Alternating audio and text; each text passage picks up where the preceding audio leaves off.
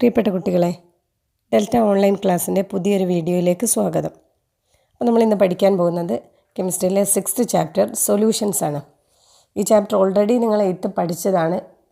അത് എക്സ്ട്രാ കുറച്ച് പോയിൻറ്റ്സും കൂടെ മാത്രമേ ഉള്ളൂ. ബാക്കി ഓൾറെഡി നിങ്ങൾക്ക് അറിയുന്ന കാര്യങ്ങൾ തന്നെയാണ്. ഒരു സിമ്പിൾ ചാപ്റ്ററാണ്.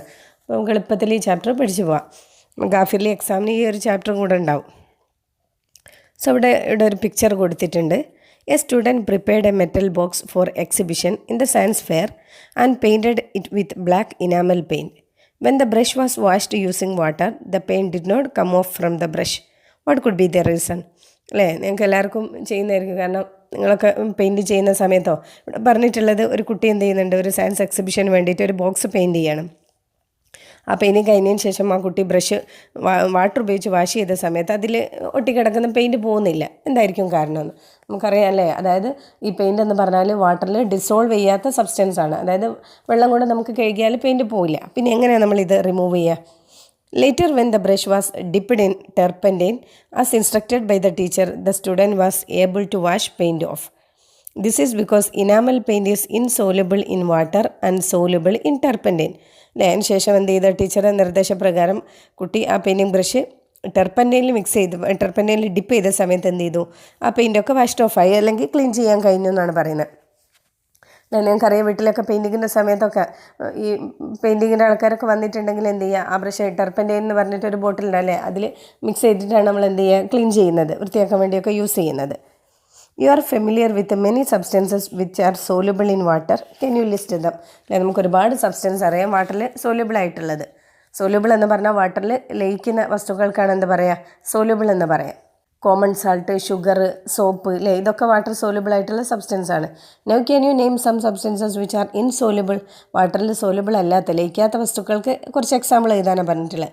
ഇവിടെ കൊടുത്തിട്ടുണ്ട് enamel paint, sand, stone, oil, wax. ഇതൊന്നും വാട്ടറിൽ സോല്യൂബിൾ അല്ല, ഇൻസോല്യൂബിൾ ആണ്. The substances that dissolves is called solute and the substances in which the solute dissolves is called solvent. When a solute dissolve in a solvent, a solution is formed. അല്ലേ, നമ്മൾ ഈ ചാപ്റ്ററിൻ്റെ പേര് solution എന്നാണ്. അപ്പോൾ സൊല്യൂഷനെ കുറിച്ച് പഠിക്കുമ്പോൾ നമ്മൾ ആദ്യം അറിയേണ്ട രണ്ട് ടേമാണ്, ഒന്ന് സൊല്യൂട്ടും ഒന്ന് സോൾവെൻറ്റും. അതായത് സൊല്യൂട്ട് എന്ന് പറഞ്ഞിട്ടുണ്ടെങ്കിൽ ദ സബ്സ്റ്റൻസസ് ദാറ്റ് ഡിസോൾവ്സ്, എന്താണോ അലിയുന്നത് അല്ലെങ്കിൽ ഡിസോൾവ് ആവുന്നത്, ലയിക്കുന്ന വസ്തുക്കൾക്കാണ് എന്ത് പറയുക, സൊല്യൂട്ട് എന്ന് പറയാം. And the substances in which the solute dissolve is called solvent. ഏതിലാണോ സൊല്യൂട്ട് ഡിസോൾവ് ആവുന്നത്, ഏതിലാണോ സൊല്യൂട്ട് ലയിക്കുന്നത്, ആ സബ്സ്റ്റൻസിനെ നമ്മൾ സോൾവെൻ്റ് എന്ന് പറയും. When A solute dissolve in a solvent, A solution is formed. അങ്ങനെ ഒരു സൊല്യൂട്ട് ഒരു സോൾവെൻറ്റിൽ ഡിസോൾവ് ചെയ്താൽ നമുക്ക് എന്ത് കിട്ടും, സൊല്യൂഷൻ കിട്ടും. ഞാൻ സിമ്പിൾ എക്സാമ്പിൾ പറയാം. നമ്മളൊരു ഗ്ലാസ്സിൽ 3/4 ഗ്ലാസ് വെള്ളം എടുക്കുക, അതിലേക്ക് നമ്മൾ 1-2 ടീസ്പൂൺ ഉപ്പ് ആഡ് ചെയ്യുക. അപ്പോൾ നമ്മൾ ചേർക്കുന്ന ഉപ്പിനെ നമ്മൾ സൊല്യൂട്ട് എന്നാണ് വിളിക്കുക. അതായത് ഏതാണോ ഡിസോൾവ് ആക്കുന്നത് അത് സൊല്യൂട്ടായിരിക്കും. ദെൻ ഇവിടെ വാട്ടറിനെ നമ്മൾ സോൾവെൻ്റ് എന്നാണ് വിളിക്കുക. കാരണം എന്തിലാണോ ആ ഉപ്പ് ഡിസോൾവ് ചെയ്യുന്നത്, വെള്ളത്തിലാണല്ലോ ഇവിടെ നമ്മൾ ഉപ്പ് അലിയിക്കുന്നത്, അപ്പോൾ ആ വെള്ളം എന്താണ്, ഒരു സോൾവെൻ്റാണ്. ദെൻ ഉപ്പും വെള്ളം കൂടി ചേർന്നിട്ടുണ്ടെങ്കിൽ, അല്ലേ, സാൾട്ടും വാട്ടറും കൂടെ കൂടി ചേർന്നിട്ടുണ്ടെങ്കിൽ നമ്മൾ അതിനെന്താ പറയുക, സാൾട്ട് സൊല്യൂഷൻ എന്ന് പറയും. അപ്പോൾ സൊല്യൂട്ടും സോൾവെൻറ്റും കമ്പൈൻ ചെയ്താൽ നമുക്ക് കിട്ടുക ഒരു സൊല്യൂഷനാണ്. അപ്പോൾ സിമ്പിൾ ഒരു എക്സാമ്പിൾ ഓർത്ത് വെച്ചിട്ടുണ്ടെങ്കിൽ അത്രയേ ഉള്ളൂ. അപ്പോൾ സൊല്യൂട്ടും സോൾവെൻറ്റും സൊല്യൂഷനും, ഇതാണ് കാര്യമായിട്ട് നമുക്കിവിടെ പഠിക്കാനുള്ളത്. We have learned that sugar solution is a homogeneous mixture. Solution are homogeneous mixtures of 2 or more substances. നിങ്ങൾ ഓൾറെഡി പഠിച്ചിട്ടുള്ളതാണ് ഹോമോജീനിയസ് മിക്സ്ചറും ഹെട്രോജീനിയസ് മിക്സ്ചറും ഒക്കെ. അതായത് ഒരു മിക്സ്ചറിൽ അതിലെ പാർട്ടിക്കിൾസ്, സബ്സ്റ്റൻസ് യൂണിഫോംലി ഡിസ്ട്രിബ്യൂട്ടഡ് ആണെങ്കിൽ അതിനെ നമ്മൾ ഹോമോജീനിയസ് മിക്സ്ചർ എന്നാണ് പറയുക.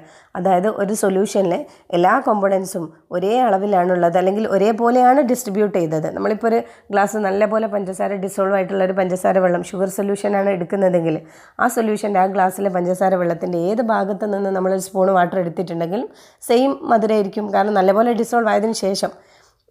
അപ്പോൾ ഒരു സൊല്യൂഷനിൽ എല്ലാ ഭാഗത്തും ഒരുപോലെയാണ് പാർട്ടിക്കിൾസ് ഡിസോൾവ് ആയിട്ട് അല്ലെങ്കിൽ ഡിസ്ട്രിബ്യൂട്ട് ചെയ്തിരിക്കുന്നതെങ്കിൽ അതിനെ നമ്മൾ ഹോമോജീനിയസ് മിക്സ്ചർ എന്നാണ് പറയുക. ഇതിൻ്റെ ഓപ്പോസിറ്റായിട്ട് നമ്മൾ പഠിച്ചിട്ടുള്ള മറ്റൊരു ടേമാണ് heterogeneous mixture. The particles in a solution are not uniformly distributed is called heterogeneous mixture. ഇവിടെ നിങ്ങൾക്ക് ഹോമോജീനിയസിനെ കുറിച്ച് മാത്രമേ പറയുന്നുള്ളൂ. A mixture which shows the same property throughout is a homogeneous mixture. അല്ലേ, അതായത് ഒരു മിക്സ്ചറിൽ സെയിം പ്രോപ്പർട്ടിയാണ് കാണിക്കുന്നതെങ്കിൽ അതിനെ നമ്മൾ ഹോമോജീനിയസ് മിക്സ്ചർ എന്ന് പറയും. അപ്പോൾ സൊല്യൂഷൻസൊക്കെ മിക്കവാറും എന്തായിരിക്കും, ഹോമോജീനിയസ് മിക്സ്ചേഴ്സ് ആയിരിക്കും. ഇത് നമുക്കിവിടെ പഠിക്കാനുള്ളത് ഡിഫറെൻറ്റ് ടൈപ്പ് ഓഫ് സൊല്യൂഷൻസ് ആണ്. You are familiar with many solution in daily life. They are often liquid solution. There are solid solution and gaseous solution also. കൂടുതലും നമുക്ക് പരിചയമുള്ളത് ലിക്വിഡ് സൊല്യൂഷൻസിനാണ്. അതുകൂടാതെ സോളിഡ് സൊല്യൂഷനും ഗ്യാഷ്യസ് സൊല്യൂഷനും ഒക്കെ ഉണ്ട്. Some solutions are given in the table. Find out the solute and solvent, identify their physical state and complete the table. ഈ ഒരു table complete ചെയ്യാനാണ് പറഞ്ഞിട്ടുള്ളത്. കാരണം സൊല്യൂട്ടും സോൾവെൻറ്റും ഏതാണെന്ന് കണ്ടെത്തിയും അതിൻ്റെ ഫിസിക്കൽ സ്റ്റേറ്റും. ടേബിൾ സാൾട്ട് സൊല്യൂഷൻ, അതായത് നമ്മളെ ഉപ്പിലായനി, അതിൽ സൊല്യൂട്ട് എന്ന് പറഞ്ഞിട്ടുണ്ടെങ്കിൽ ടേബിൾ സാൾട്ട് ആയിരിക്കും. അതിൻ്റെ സ്റ്റേറ്റ് സോളിഡാണ്. ദെൻ സോൾവെൻറ്റ് ആൻഡ് സ്റ്റേറ്റ് എന്ന് പറഞ്ഞിട്ടുണ്ടെങ്കിൽ അവിടെ സോൾവെൻറ്റ് വാട്ടറാണ്. വാട്ടറിൻ്റെ സ്റ്റേറ്റ് എന്ന് പറഞ്ഞാൽ ലിക്വിഡാണ്. സ്റ്റേറ്റ് ഓഫ് സൊല്യൂഷനും ലിക്വിഡായിരിക്കും. ദെൻ ബ്രാസ്, സിങ്കും കോപ്പറും കൂടെ മിക്സ് ചെയ്തിട്ടുള്ള സൊല്യൂഷനാണ് നമ്മൾ ബ്രാസ് എന്ന് പറയുക. അതിൽ സൊല്യൂട്ട് സിങ്കാണ്. സിങ്ക് സോളിഡ് സ്റ്റേറ്റിലാണ്. ദെൻ സോൾവെൻ്റ് എന്ന് പറഞ്ഞിട്ടുണ്ടെങ്കിൽ കോപ്പറാണ്. കോപ്പർ സോളിഡ് സ്റ്റേറ്റിലാണ്. ദെൻ ആ സൊല്യൂഷൻ എന്ന് പറഞ്ഞിട്ടുണ്ടെങ്കിൽ അതും സോളിഡ് സ്റ്റേറ്റിലാണ്. ദെൻ സോഡ വാട്ടർ, അല്ലേ? സോഡ വാട്ടർ നമുക്കറിയാം, carbon dioxide gas mix ചെയ്ത് വാട്ടറിൽ ഡിസോൾവ് ചെയ്തിട്ടാണ് നമുക്ക് സോഡ വാട്ടർ കിട്ടുന്നത്. ഇവിടെ സൊല്യൂട്ട് എന്ന് പറഞ്ഞാൽ കാർബൺ ഡൈ ഓക്സൈഡാണ്, അത് ഗ്യാസാണ്. ദെൻ സോൾവെൻറ്റ് വാട്ടറാണ്, അത് ലിക്വിഡ് സ്റ്റേറ്റിലാണ്. Here the solution is in liquid state. Mixture of alcohol and water, നിങ്ങൾക്കറിയാം ആൽക്കഹോൾ ലിക്വിഡ് സ്റ്റേറ്റിലാണ്, വാട്ടറും ലിക്വിഡ് സ്റ്റേറ്റിലാണ്. Then solution also in liquid state. Blue vitriol, അതായത് കോപ്പർ സൾഫേറ്റ് ആണ് ബ്ലൂ വിട്രിയോൾ എന്നറിയപ്പെടുന്നത്. Copper sulphate solution, copper sulphate സൊല്യൂട്ടാണ്, അത് solid സ്റ്റേറ്റിലാണ്. ഇവിടെ സോൾവെൻ്റ് എന്ന് പറയുന്നത് വാട്ടറാണ്, അത് ലിക്വിഡ് സ്റ്റേറ്റിലാണ്. ദെൻ സ്റ്റേറ്റ് ഓഫ് സൊല്യൂഷൻ എന്ന് പറഞ്ഞാൽ ലിക്വിഡ് ആയിരിക്കും. ഇവിടെ നിങ്ങൾക്ക് സോൾവെൻറ്റും സൊല്യൂട്ടും അറിയാനുള്ള മറ്റൊരു മാർഗ്ഗം എന്ന് പറഞ്ഞാൽ നമ്മൾ ലെസ് എമൗണ്ടിൽ കുറഞ്ഞ അളവിലെടുക്കുന്ന സബ്സ്റ്റൻസ് ആയിരിക്കും കൂടുതലും സൊല്യൂട്ട്, കൂടിയ അളവിലെടുക്കുന്നത് സോൾവെൻറ്റും ആയിരിക്കും. You have understood that solution are seen in different state of matter. Is there a relationship between the state of solution and that of the solvent? അല്ലേ? ഈ ടേബിൾ ഒബ്സർവ് ചെയ്യുമ്പോൾ നമുക്ക് മനസ്സിലാവും സോൾവെൻറ്റിൻ്റെ സ്റ്റേറ്റ് തന്നെ ആയിരിക്കും ഏതിനും സൊല്യൂഷൻ്റെ സ്റ്റേറ്റിലും. In most of the cases the physical state of the solvent itself is the state of solution. അല്ലേ? കൂടുതലും സോൾവെൻറ്റിൻ്റെ അതേ സ്റ്റേറ്റ് തന്നെ ആയിരിക്കും എന്തോ കാണിക്കുന്നത് സൊല്യൂഷനും. then ഇവിടെ ഒരു ഫിഗർ കൊടുത്തിട്ടുണ്ട്, figure 6.1. Why is pure air is a gaseous solution? Notice a diagram showing the components of atmospheric air. അല്ലേ? നമ്മൾ ഓൾറെഡി പഠിച്ചതാണ്. അറ്റ്മോസ്ഫിയറിക് എയറിൽ 78% നൈട്രജൻ ആണ്, 20.9% ഓക്സിജൻ ആണ്. Then argon 0.90%, other gases 0.17%, carbon dioxide 0.03%. അതായത് ഇത്രയും ഗ്യാസിയസ് കൂടിയിട്ടാണ് നമ്മൾ അറ്റ്മോസ്ഫിയറിക് ഗ്യാസ് അല്ലെങ്കിൽ അറ്റ്മോസ്ഫിയറിക് എയർ എന്ന് പറയുന്നത്. We have seen that pure air is a homogeneous mixture of various gases. അല്ലേ? അതായത് ഡിഫറെൻറ്റ് ഗ്യാസസ് കമ്പൈൻ ചെയ്തിട്ടുള്ളൊരു ഹോമോജീനിയസ് മിക്സ്ചറാണ് പ്യുവർ എയർ എന്ന് പറയുന്നത്. How do we find out the solute and solvent in a solution? നമ്മൾ ഒരു solution തന്നിട്ടുണ്ടെങ്കിൽ അതിൽ സൊല്യൂട്ട് ഏതാണ് സോൾവെൻറ്റ് ഏതാണെന്ന് എങ്ങനെയാണ് മനസ്സിലാക്കുക എന്നാണ് ഇവിടെ പറയുന്നത്. Brass, which is an alloy containing 34% zinc and 66% copper. Find out the solute and the solvent in brass from the table. അതായത് ബ്രാസ് ഓൾറെഡി നമ്മൾ പറഞ്ഞിട്ടുണ്ട്, സൊല്യൂട്ട് സിങ്ക് ആണ്. ദെൻ സോൾവെൻ്റ് എന്ന് പറഞ്ഞിട്ടുണ്ടെങ്കിൽ കോപ്പറാണ്. ഞാൻ ഓൾറെഡി പറഞ്ഞിട്ടുള്ള ഡെഫിനിഷൻ ഇവിടെ കൊടുത്തിട്ടുണ്ട്. The component present in lesser quantity is the solute and the component present in greater quantity is the solvent. അപ്പോൾ കുറഞ്ഞ അളവിലെടുക്കുന്ന സബ്സ്റ്റൻസിന് നമ്മൾ സൊല്യൂട്ട് എന്നും കൂടിയ അളവിലെടുക്കുന്ന കോമ്പണൻറ്റിനെ സോൾവെൻ്റ് എന്നുമാണ് പറയുക. Which component in atmospheric air is the solvent? Y?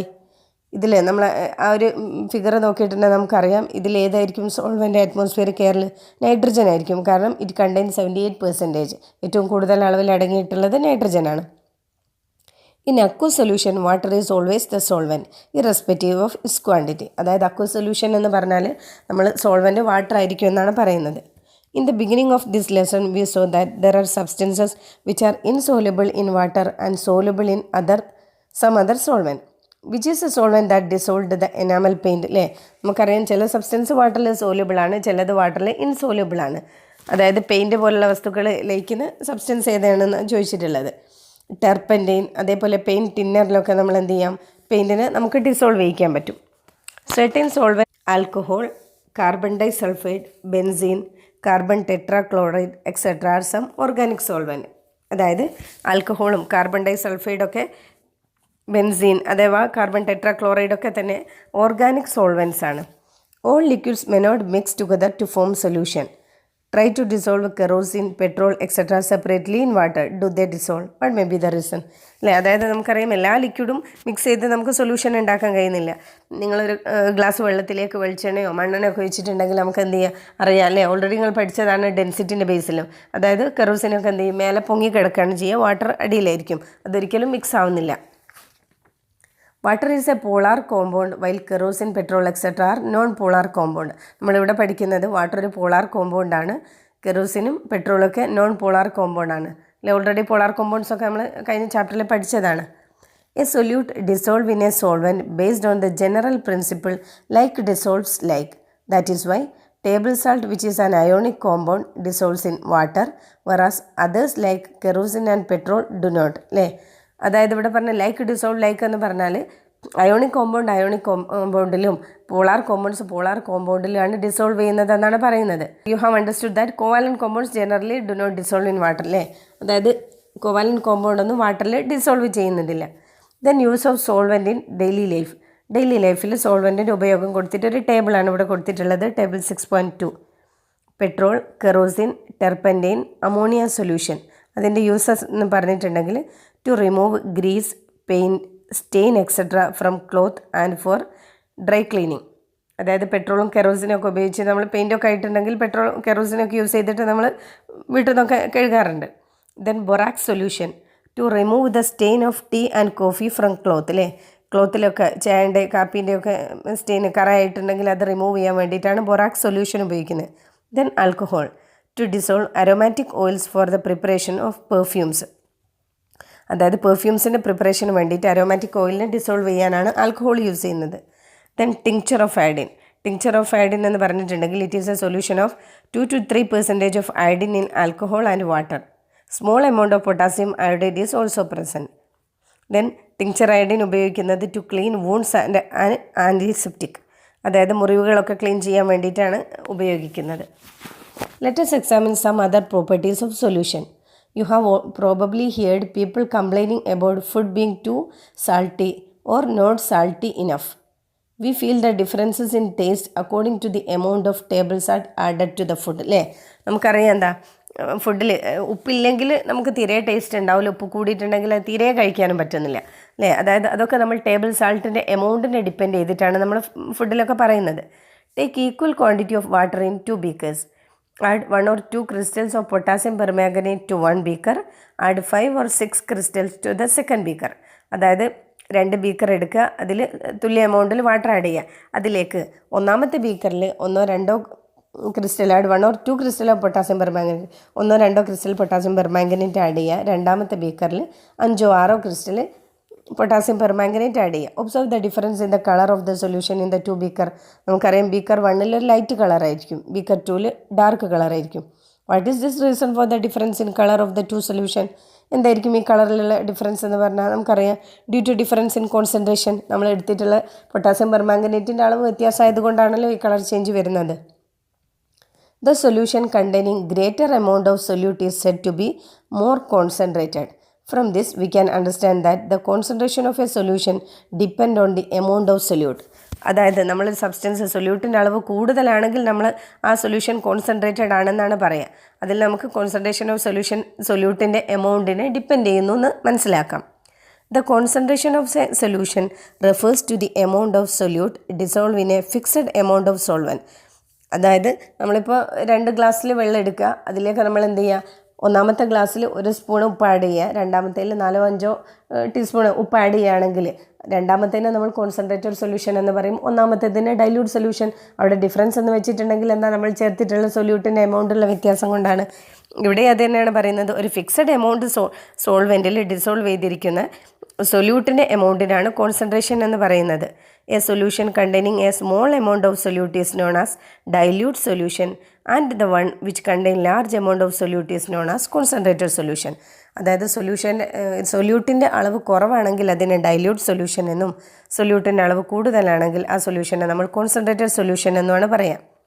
There are several units to express the concentration of a solution. Let us familiarize ourselves with one of these. അല്ലേ, അഥവാ നമുക്ക് പ്ലസ് ടു ക്ലാസ്സിലൊക്കെ എത്തുന്ന സമയത്ത് concentration measure ചെയ്യാൻ ഒരുപാട് technique use ചെയ്യുന്നുണ്ട്, ഒരുപാട് യൂണിറ്റ്. ഇവിടെ നമ്മൾ പഠിക്കാൻ പോകുന്നത് മാസ് പെർസെൻറ്റേജിനെ കുറിച്ചാണ്. It is A method of indicating the mass of the solute dissolve in a solution in percentage. അതായത് നമ്മളിവിടെ പെർസെൻറ്റേജിലാണ് സൊല്യൂഷൻ്റെ അളവ് പറയുന്നത്. ഇത്ര സൊല്യൂട്ട്, അതായത് amount of mass of the solute, എത്ര മാസ് സൊല്യൂട്ട് നമ്മൾ ആ സൊല്യൂഷനിൽ ആഡ് ചെയ്തു എന്ന് പറയുന്ന ബേസ് ചെയ്തിട്ടാണ് എന്ത് ചെയ്യുന്നത്, ഇവിടെ നമ്മൾ മാസ് പെർസെൻറ്റേജ് ആയിട്ട് എക്സ്പ്രസ് ചെയ്യുന്നത്. It expresses the amount of solute in gram present in 100 gram of the solution. അഥവാ 100 ഗ്രാം സൊല്യൂഷനിൽ എത്ര സൊല്യൂട്ട് നമ്മൾ ആഡ് ചെയ്തു, എത്ര എമൗണ്ട് സൊല്യൂട്ട് ഗ്രാമിൽ ആഡ് ചെയ്തു എന്ന് പറയുന്നതിനാണ് എന്ത്, മാസ് പെർസെൻറ്റേജ് എന്ന് പറയുന്നത്. Mass percentage of a solution equal to mass of the solute by mass of the solution into 100. ഇവിടെ ഒരു എക്സാമ്പിൾ കൊടുത്തിട്ടുണ്ട്. If 10 gram common salt is dissolved in 90 gram water, how is the concentration calculate in terms of mass percentage. അതായത് 10 gram common salt 90 gram വാട്ടറിലാണ് add ചെയ്തത്, mass percentage ആണ് കാണാൻ പറഞ്ഞിട്ടുള്ളത്. Then mass of solute എന്ന് പറഞ്ഞിട്ടുണ്ടെങ്കിൽ 10 gram ആയിരിക്കും. Mass of solvent എന്ന് പറഞ്ഞിട്ടുണ്ടെങ്കിൽ 90 ഗ്രാം ആയിരിക്കും. ഇവിടെ നമ്മൾ ഇക്വേഷൻ പഠിക്കുന്ന സമയത്ത് mass of solute by mass of solution ആണ്. അപ്പോൾ അവിടെ ശ്രദ്ധിക്കേണ്ട കാര്യം, മാസ് ഓഫ് സോൾവെൻ്റ് അല്ല എടുക്കേണ്ടത്, ടോട്ടൽ മാസ് ഓഫ് സൊല്യൂഷൻ ആണ് എടുക്കേണ്ടത്. അതായത് സൊല്യൂട്ടിൻ്റെ മാസും സോൾവെൻറ്റിൻ്റെ മാസും കൂടെ ആഡ് ചെയ്തിട്ടാണ് നമ്മൾ എന്ത് ചെയ്യുന്നത്, മാസ് ഓഫ് സൊല്യൂഷൻ എടുക്കുന്നത്. അപ്പോൾ mass of solution equal to 10 gram plus 90 gram, that's equal to 100 gram. Then mass percentage of solution equal to 10/100 into 100. അതായത് നമ്മൾ പെർസെൻറ്റേജിൽ പറയുന്നത് കൊണ്ടാണ് 100 കൊണ്ട് ഇൻറ്റു ചെയ്യുന്നത്. That's equal to 10%. ഇങ്ങനെയാണ് മാസ് പെർസെൻറ്റേജ് കാണുക. ആ ഇക്വേഷൻ ഒന്ന് ഓർത്ത് വെക്കണേ. What does it mean if the concentration of the common salt is 15%? It can be understood that 15 gram of common salt is present in 100 gram of the solution. അല്ലേ, ഇവിടെ നമുക്കറിയാം എന്താ, 15% ആണ് മാസ് പെർസെൻറ്റേജ് എന്ന് പറഞ്ഞിട്ടുണ്ടെങ്കിൽ, അല്ലെങ്കിൽ അതിനർത്ഥം എന്താ, 15 ഗ്രാം സൊല്യൂട്ട് എന്തിൽ ആഡ് ചെയ്തിരിക്കുന്നു എന്നാണ് പറയുന്നത്, 100 ഗ്രാം സൊല്യൂഷനിൽ. A solution is prepared by dissolving 2 gram of substance A in 18 gram water. Calculate the mass percentage of the solution. ഇവിടെ പ്രോബ്ലം തന്നിട്ടുണ്ട്, മാസ് പെർസെൻറ്റേജ് കാണാനാണ് പറഞ്ഞത്. അവിടെ മാസ് ഓഫ് സൊല്യൂട്ട് എന്ന് പറഞ്ഞിട്ടുണ്ടെങ്കിൽ 2 gram, mass of solvent equal to 18 gram. ഇത് നമുക്കിവിടെ വേണ്ടത് മാസ് പെർസെൻറ്റേജ് കാണാനുള്ള ഇക്വേഷന് mass percentage equal to mass of solute by mass of solution into 100 ആണ്. അപ്പോൾ നമ്മൾ എന്ത് വേണം, മാസ് ഓഫ് സൊല്യൂഷനും കൂടെ കാണണം. മാസ് ഓഫ് സൊല്യൂഷൻ കാണാൻ ഇവിടെ 2 + 18 ഈക്വൽ ടു 20 ഗ്രാം ആണ് വരിക. അപ്പോൾ നമ്മൾ ഇക്വേഷനിൽ സബ്സ്റ്റിറ്റ്യൂട്ട് ചെയ്തിട്ടുണ്ടെങ്കിൽ 2/20 ഇൻറ്റു 100 എന്നാണ് വരിക. അതായത് 1/10 ഇൻറ്റു 100 ദാറ്റ് ഈക്വൽ ടു 10% ആയിരിക്കും ഇതിൻ്റെ ആൻസർ വരുന്നത്.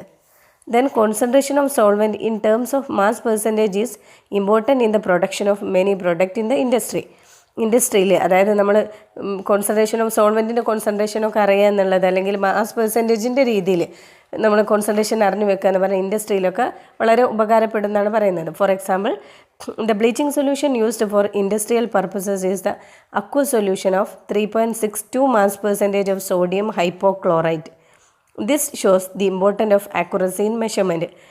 അതായത് ബ്ലീച്ചിങ് പൗഡർ സൊല്യൂഷൻ ഉണ്ടാക്കുന്ന സമയത്ത്, ഇൻഡസ്ട്രിയൽ പർപ്പസായിട്ട് ഉണ്ടാക്കുന്ന സമയത്ത് aqua solution of 3.62 mass percentage of sodium hypochlorite ആണ് യൂസ് ചെയ്യുന്നത്. അതായത് ഇത്രയും കൃത്യമായിട്ട് മാസ് പെർസെൻറ്റേജ് നമുക്കറിയാമെങ്കിലും, എത്ര പെർസെൻറ്റേജ് എന്നറിയാമെങ്കിൽ ഇൻഡസ്ട്രിയിലൊക്കെ ഒരുപാട് ഉപകാരപ്പെടും. ഇത്രയും അക്യുറസിയിൽ മെഷർമെൻറ്റ് എടുക്കാൻ പറ്റുന്നത് നമ്മൾ മാസ് പെർസെൻറ്റേജൊക്കെ കണക്ക് കൂട്ടിയിട്ടാണെന്നാണ് പറയുന്നത്. അപ്പോൾ ഇതോടുകൂടി ഇന്നത്തെ ടോപ്പിക്ക് ഇവിടെ അവസാനിപ്പിക്കുകയാണ്. അപ്പോൾ എല്ലാവർക്കും താങ്ക്സ്. ആരെങ്കിലും എൻ്റെ ക്ലാസ് സബ്സ്ക്രൈബ് ചെയ്യാതാണ് കാണുന്നതെങ്കിൽ ദയവ് ചെയ്ത് സബ്സ്ക്രൈബ് ചെയ്യുക, ഫ്രണ്ട്സിനൊക്കെ ഷെയർ ചെയ്ത് കൊടുക്കുക. അപ്പോൾ ഓക്കെ, താങ്ക് യു.